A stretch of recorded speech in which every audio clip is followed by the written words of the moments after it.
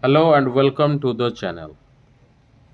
Understanding marginalization.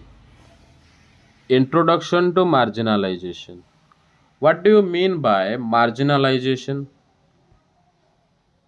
Marginalization refers to the social process where certain communities or groups are pushed to the periphery of society, deprived of equal access to resources, rights, and opportunities. It is often associated with powerlessness, social exclusion, and discrimination. Marginalized groups tend to have lower social status and a limited control over decisions that affect their lives. Part 1. Adivasis and Stereotyping. Stereotypical portrayal of Adivasis. Adivasis means tribal communities are often portrayed in media and culture through exotic costumes, dances, and rituals, which leads to stereotypes. This portrayal leads to a limited and inaccurate understanding of their way of life, making them seem primitive and backward. Lack of knowledge and prejudice. There is little knowledge about the real lives of Adivasis, which perpetuates prejudice and discrimination. People fail to understand that Adivasis were historically connected to forests and had a sustainable relationship with nature long before colonialism and industrialization affected their lives. Number 2, part 2, Adivasis and development. Historical role of Adivasis. Adivasis had a deep connection with forests, which provided resources like timber, metals, herbs, and food. They had a unique social and economic structure that was independent of larger empires and kingdoms, as they were primarily forest dwellers. Colonial and post colonial changes. Over the past 2 centuries, the advent of colonial policies, followed by post independence industrialization and urbanization, severely affected Adivasi life. Policies such as the Forest Act of 1878 restricted their access to forests, which were central to their livelihoods.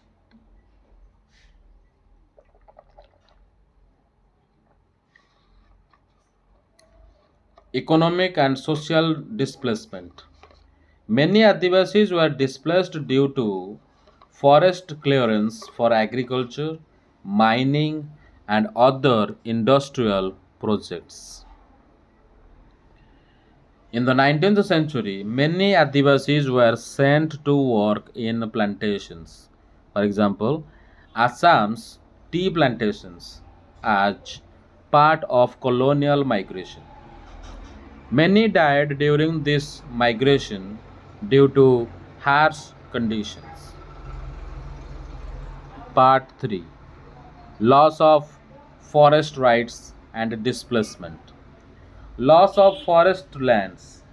Over the years, large scale deforestation for timber and industrial expansion forced Adivasis to give up their traditional way of life.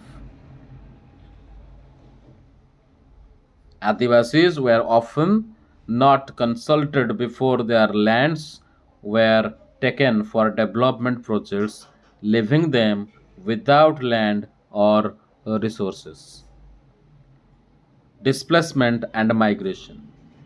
Displaced Adivasis are often forced to migrate to urban areas where they end up working in low wage sectors like construction, mining, and factories. These migrants face poverty, homelessness, and lack of basic amenities. In many cases, Adivasis were forcefully evicted from their lands under colonial and post colonial rule. Ghettoization. In some areas, Adivasis were segregated into ghettos, which led to social isolation and cultural erasure. They often face violence and prejudice in urban areas, leading to further marginalization. Loss of knowledge systems. Adivasis possess rich traditional knowledge about forest, plants, animals, and healing.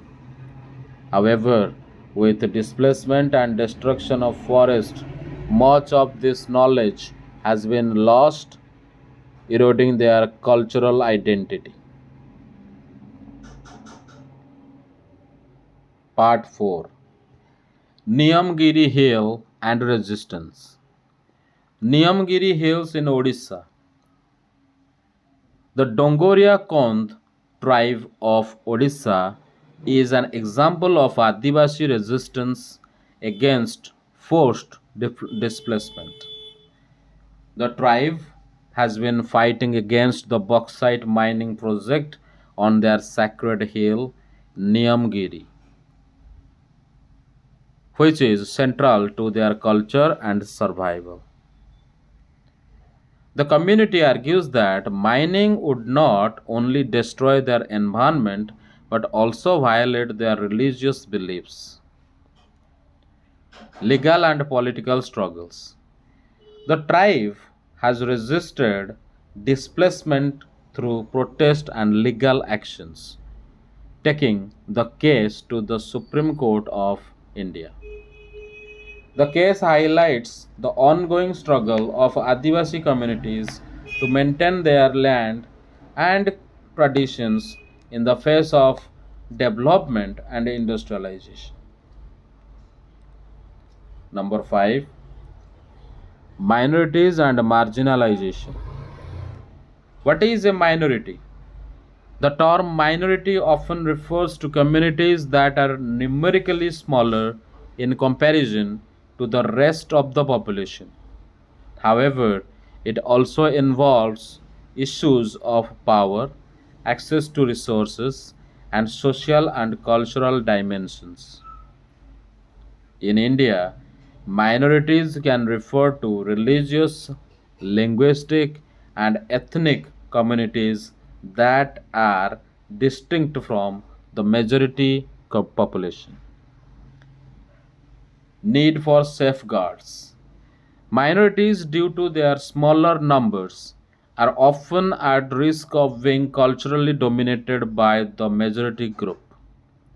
The Indian Constitution provides safeguards for minority communities to ensure that they are not discriminated against and have access to resources, education, and social justice. These safeguards are designed to protect cultural diversity and ensure equality for all citizens. Part 6. Muslims and marginalization. Muslims in India. Muslims make up 14.2% of India's population. Despite being a significant minority, they face socio-economic marginalization in comparison to other communities. According to the 2011 census, the Muslim community lags behind in terms of access to basic amenities, literacy, and employment. Key data 2008 to 2009. Access to basic amenities. Muslims have lower access to Pakka houses, The 63.8% versus Hindus 65.4%. Electricity 67.5% versus Hindus 75.2%. And tap water 35.8% versus Hindus 43.7%. Literacy rates 2011. Muslims have a literacy rate of 63%, which is lower than the national average of 74% for Hindus and 74% for Christians. Public employment in 2006.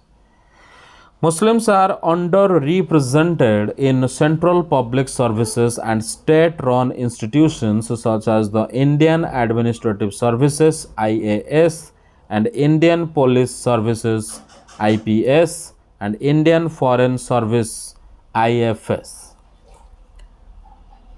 The percentage of Muslims in public sector banks, which is 2.2%, is much lower than their share of the population. Sachar Committee report in 2005. The Sachar Committee was set up by the Indian government to examine the socio-economic status of Muslims in India. It found that Muslims were significantly lagging behind other communities on key indicators like education, employment, and income. The report debunked the myth that most Muslims prefer sending their children to madrasas. In fact, 66% of Muslim children attend government schools and only 4% attend madrasas. Part 7. Social and cultural marginalization of Muslims. Social prejudices. Muslims are often identified by cultural practices such as wearing the burqa, sporting a long beard, or wearing a fez. These distinct features make them visible as different, which leads to discrimination and marginalization. The social prejudice often results in exclusion from mainstream society, making it difficult for Muslims to integrate fully. Ghettoization. Muslims, especially in urban areas, are often forced to live in segregated neighborhoods or ghettos due to social exclusion and prejudice. These ghettos limit their access to better housing, education, healthcare, and employment opportunities. Violence and hate crimes. Prejudices against Muslims sometimes escalate into violence, as seen in communal riots and hate crimes targeting Muslims. Social marginalization of Muslims can lead to feelings of insecurity, fear, and displacement. Part 8. Conclusion. Marginalization is complex. Marginalization is not a simple issue, it is multidimensional and affects various communities in different ways. The experiences of Adivasis, Muslims, Dalits, and other marginalized groups highlight the complex nature of discrimination and social exclusion in India. Struggle and resistance. Marginalized communities have a long history of resistance, whether it's through protest, legal challenges, or social movements. These communities are fighting for their rights and equality. They seek to maintain their cultural distinctiveness while gaining access to development opportunities and equality. Role of constitutional safeguards. The Indian Constitution's provisions for minority rights and safeguards against discrimination are essential to combat marginalization.